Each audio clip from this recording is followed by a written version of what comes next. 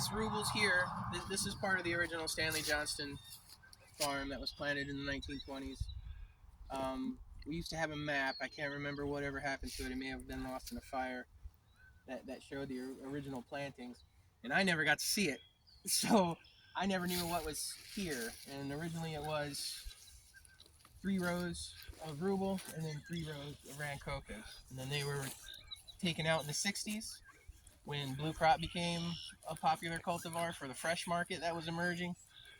And that's what we have, and it's been our bread and butter for decades. It's really been the bulk of the fresh market. In this field, what did Stanley Johnston, what was he tinkering with?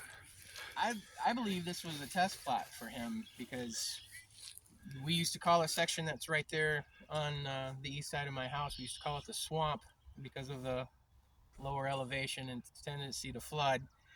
But there were a number of Jersey ruble crosses that I've never seen anywhere else. And all throughout the Westfield, I found a number of what most closely resemble Stanleys, but they have various timing. And I don't know if it's because they get cross-pollinated with the ruble or Jersey that are in the rest of the row. But like, it was very common to just take whatever you had and fill in the gaps where a bush had died or been run over or something along those lines. And people would just plant whatever they had because there were no mechanical harvesters.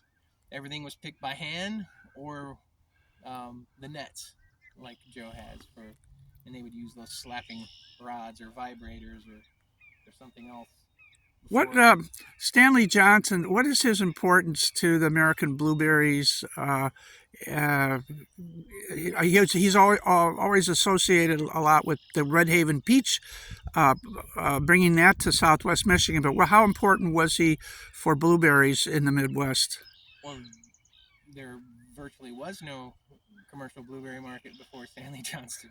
I mean, it's essentially all because of him coming here and planting the field near South Haven, planting this field. And then his son bought this back from the second owner at one point and had this for several years, and he's the one that sold it to my first employer.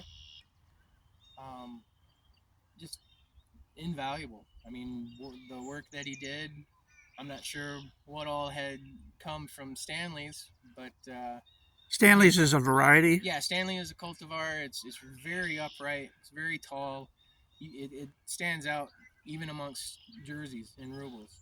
And when it starts to turn in the fall, it's a really bright yellow. It just doesn't have the crop yield that you really want in a commercial, but it tastes amazing.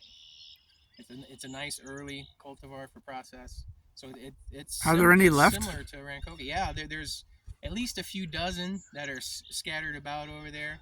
I would very much like to route them out and collect them together.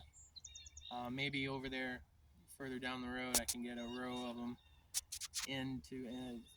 I think they would be great for you pick because people would love the flavor. It's just if they could reach them.